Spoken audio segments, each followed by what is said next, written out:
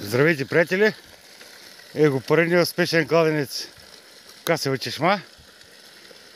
Кажи нещо. Слушай, Господ здраве да му дава на този човек, на неговите близки, приятелите, с които работи. Той ма дари с много радост. Браво, никога няма да забравя това. Благодарим. Само добри неща прави. Благодарим. Я вижте, бе, гледай. Ето как тече. Много хубава вода.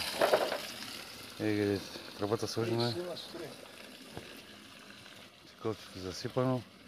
Ево колко пръст излезе.